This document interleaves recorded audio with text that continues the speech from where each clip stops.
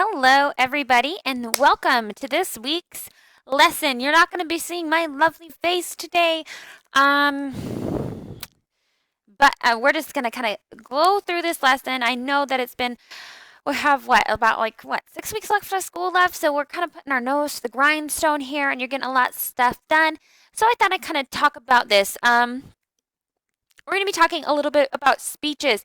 And one key thing to understanding speeches, especially famous speeches, because you won't only be doing this in English class, but you could be doing this in history courses when you go off to college, etc. It's just good common knowledge to also have speeches. They're important, they're impactful, they affect the world. I mean, I can't think of Martin Luther King without thinking about his I Have a Dream speech and how much it has influenced our lives here in America. So let's talk a little bit about that. One key thing when people, especially public figures, go to use when they use speeches is they use sound devices or literary devices that you often find in poetry. So we're going to kind of go through those and what those are so that we can identify them within different speeches. Okay, so people use these sound devices and different literary devices to make an impact. And they are so important.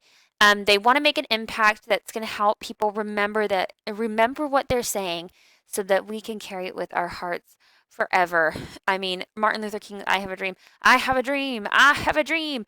That simple repetition. Guess what? We all remember that. That's probably like the biggest part of his speech that we remember is because he uses that repetition. And that is just one example. So let's dive into some sound devices and literary devices real quick. And then I'm going to show you a couple of examples from two different speeches. We're going to kind of keep it short and simple today because sound devices and literary devices is something that we've gone over before in this course. And I just kind of want to show you how they connect, if that makes sense. Okay, so what is a sound device? Sound devices are resources used by poets or any everyday people giving speeches to convey and reinforce the meaning or experience of poetry or speeches through the skillful use of sound. After all, poets or speechists people are trying to use a concentrated blend of sound and imagery to create an emotional response, which is exactly what speeches are. We want you to be able to feel something so that we have a call of action to do something, right? Okay, the words in their order should evoke images, and the words themselves have sounds which can reinforce or otherwise clarify those images. So they are using these powerful images used through their words to engrave them in our minds so that we remember them and that we have this call to action to do something, right? All in all, the poet is trying to get you, or the speech, whoever is saying a speech, is trying to get you, the reader, to sense a particular thing and the use of sound devices are some of the speech person's, public figures' tools to do so. Okay, so here are some different types of sound devices: alliteration, onomatopoeia, assonance, consonants. So what is alliteration? The repetition of the same initial consonant sound or group of sounds in a series of words, including tongue twisters like she sells seashells by the seashore. The goal is, of course, repetition. We find this in speeches all the time. Onomatopoeia, the use of a word to describe or imitate a natural sound or the sound made by an object or action. Boom, snap, crackle, pop. The goal is sound here. You do see this in speeches, especially when people are trying to evoke a powerful response. Now let's go into assonance a little bit. Assonance takes place when two or more words close to one another repeat the same vowel sound, but start with different consonant sounds. For example, men sell the wedding bells. The goal is rhythm here, and you're going to see this a lot in speeches too. It's a little bit harder to identify unless you are specifically looking for assonance, okay? Now let's go into what consonance is. A consonant refers to the repetitive sounds produced by consonants, obviously, within a sentence or phrase. This repetition often takes place in a quick succession, such as in pitter-patter. For instance, the words chuckle, fickle, and kick are consonant with one and other due to the existence of common interior consonant sounds like the ick. Okay, so this is how you're going to see that. Again, these are hard to identify, the assonance and consonants, unless you are specifically looking for them. Now, another thing is poetry devices, a wide range of words from which to choose for almost every thought. Okay. Numerous plans or methods or arrangement of these words which can assist the writer in developing strong expressions pleasing to his readers. Some of these are figurative language like simile, metaphor, hyperbole, personification, which we've seen a lot, imagery, symbolism, illusion, and connotation and denotation, which you guys have dealt with a lot this semester as well. So, like a simile is comparing two unlike things using like or as. For example, Mrs. B is as funny as a clown, meaning Mrs. B is hilariously awesome. Metaphor, comparing two things by saying that one is the other, but does not use like or as. For example, our class is a zoo. Our class is crazy. Those are some pretty, too, concrete literary devices. Now we have hyperbole, which can be used a lot in speeches because we want that exaggeration effect too. So it's a powerful image and impacts us. So a hyperbole involves an exaggeration of ideas for the sake of emphasis. It is a device that we employ in our day-to-day speech. For example, I am dying of embarrassment, or I have a million things to do. And the goal is an amusing effect. Like, no, you don't have a million things to do. Nobody can accomplish that. You probably have like 5 things to do. That's like a lot, but seems like a million. Okay. Personification. Human characteristics are given to an object or an animal. For example, the stars winked at me, which means the stars are twinkling. This happens a lot in speeches too. Why? Because of this image, this provoking image that's going to get us to think about it and engrave an image in our mind so that we remember it and we have this call to action to do something. Next, we have imagery, which again is going to be used a ton in speeches because we want that image in our heads, right, to do something. The name given to the elements in a poem that sparks off the senses. So despite image being a synonym for picture, images need to be only visual. And any of the 5 senses, sight, hearing, touch, taste, smell, can respond to what a poet or speech person writes about. Next, we have symbolism, and this is going to cause for you to dig a little deeper. This is everybody's favorite topic, but symbolism is the practice or art of using an object or a word to represent an abstract idea. So, for example, an action, person, place, word, or object can all have a symbolic meaning. When an author wants to suggest a certain mood or emotion, he can also use symbolism to hint it rather than just blatantly saying it. For like example, a lot of times in literature, a dove, a white dove, symbolizes peace, right? Okay, deep breaths here. Okay. Next, we have an allusion, which is a figure of speech that refers to a well-known story, event, person, or object in order to make a comparison in the reader's minds. For example, are you my Romeo? Or guess who thinks he's an Einstein? This feels like the Garden of Eden. Okay, so these are well-known stories, events, or people that people are going to remember. And you see this a ton in speeches as well. And actually, in Martin Luther King's I Have a Dream speech, there is an allusion back to Abraham Lincoln, which I'll show you guys in just a little bit. So next we have connotation. This refers to a meaning that is implied by a word apart from the thing which is described explicitly. For example, words carry cultural and emotional associations or meaning in addition to their literary meaning. So if like you're reading speeches like, for example, by Nelson Mandela, there might be a connotative meaning back to like where he's from that has an impact to him and his people. So words may have a positive or negative connotations that depend upon the social, cultural, or personal experiences of individuals.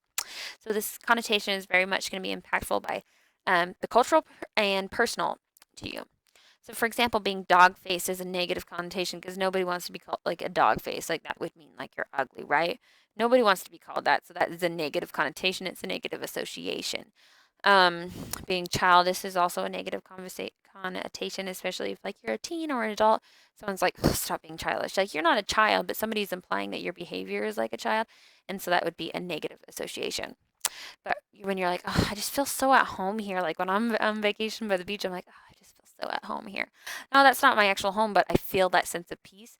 And it's just this implied meaning.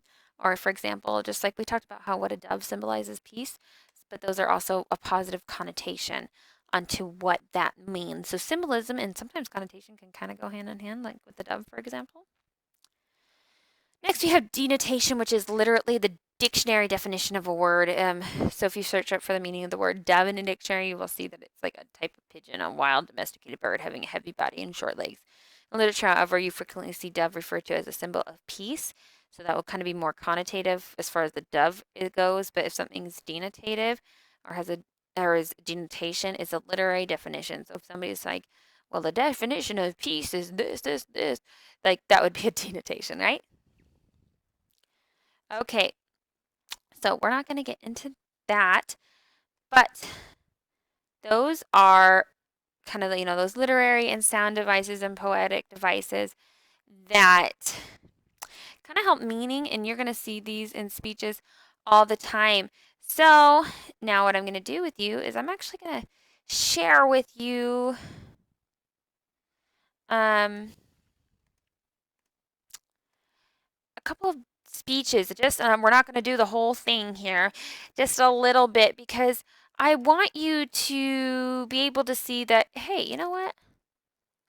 I can use this, and I can see these literary and poetic devices in literature.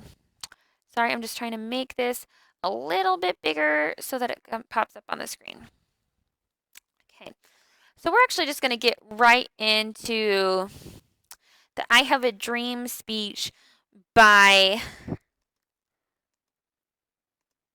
I'm blanking, Martin Luther King Jr. here. So let's just even go right here into the first paragraph. 50 years ago, a great American. So right here, even this first line, what is this? Can you think of it? This is an allusion back to Abraham Lincoln, right? Because he's like 7 years ago, back in his Emancipation Proclamation speech. He's just changing it to 5 for what his time would be. That's an allusion back to the past that everybody's going to know. He wants that powerful image to connect history. Okay, 50 years ago, a great American in whose symbolic shadow we stand today signed the Emancipation Proclamation. Again, this is going to kind of be like another illusion because this is a powerful document that everybody in the United States know about, which would abolish slavery, right? This monumentous decree came as a great beacon light of hope to millions of Negro slaves who have been seared in the flames. Okay, right here. Seared in the flames. What would this be? Can you think of it?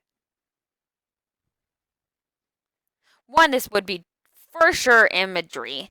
We see this actual like searing of the flames, but it could also be, like a metaphor or even a connotation because they're referring back to how like this hurt the Negro slaves.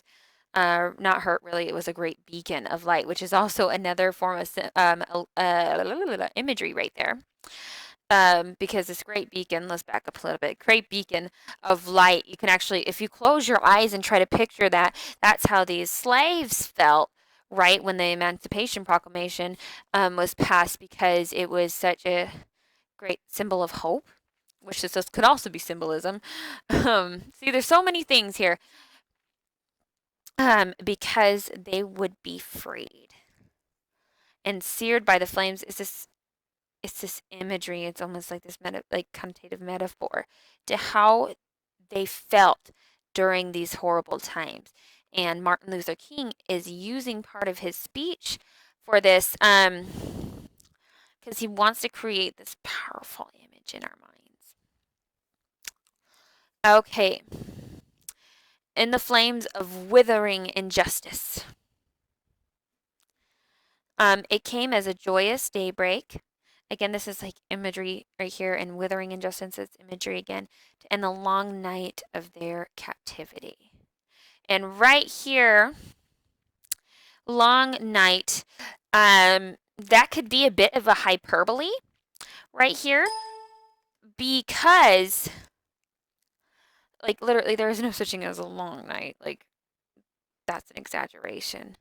But to them it felt long, and he wanted that image and that exaggeration to be felt so that everybody who heard or read his speech could understand the pain that they went through. Okay, and if you actually like go through this, you can see so many things.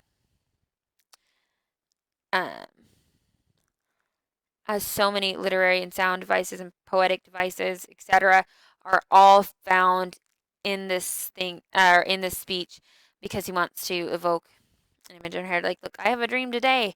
I have a dream. Like, that's repetition, and you see I have a dream throughout this whole entire speech because he wants to evoke this image.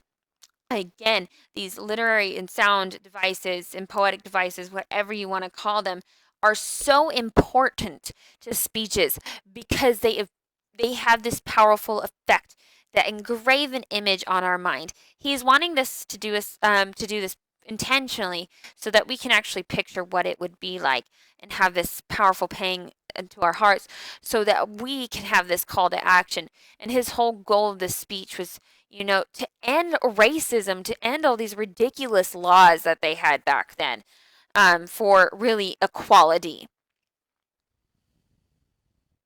Okay. Now let's just do part of Nelson Mandela speech called Glory and Hope. Okay. Your Majesties, your Royal Highnesses, distinguished guests, comrades, and friends. Today, all of us do, by our presence here and by our celebration in other parts of our country and the world, confer glory and hope to newborn liberty. So this newborn sorry, I can't talk today. This newborn liberty is also an image in our head. Because how can liberty be newborn? So it's also kind of a little bit of an hyperbole here, but it's engraving this image in our head to do something. Out of the experience of an extraordinary human disaster, and this right here is actually talking about a specific incident, so that would be an allusion. Excuse me, my was saying another allusion back to what happened in South Africa of racial segregation. That lasted too long must be born a society of which all humanity will be proud. So we have this must be born a society. So we actually have this image of like a new society being born, so that we get this image in our head of something new is happening. Okay, so again, there's tons in this speech, and I don't want to take up too much time because I want this lesson to kind of be short and to the point because it's just kind of a reiteration of what we've built upon and what you've learned so far in this semester, how important these literary and sound devices, these foundational pieces that you learn about they're so important to your education. Not only for this class, but like look at these speeches. Look at these awesome writers. They have these basic foundational skills and understandings laid and like totally put throughout all their speeches. Why? Because they make an impact, because they have this call to action. And that is so important for everybody to understand and be able to get, so that when these speeches come, we can understand them and what they are truly meaning. And this could be for good and for bad. Like if we take different presidential election, all those different candidates, they give tons of speeches and we all watch them. If you were to actually listen to what they have to say, you can actually find these literary devices in them, or sound devices, or even like not sonnets, poetic devices and sound devices, and you can actually hear what they're saying and understand them, and that way you'll be able to decide for yourself, do I believe this person? Do I believe what they're saying? Do I want to do what they're calling me to do for action? Because speeches all in the end are to do a call to action, so that we can do something to change the world or to change our society or whatever the instance may be. So this is crucial and important to understand. Again, my office hours are from Thursday from 1:15 to 2:15 p.m. Mountain Standard Time. If you need me, call me, message me, email me, have you. please make sure you fill out the Google form. And once you do that, I will give you points back into AudiSquare. I always do that, and it's very beneficial to do so. Who doesn't like extra points? The key word today is orange. All right, if you guys need anything, please let me know, and I hope you have a wonderful day.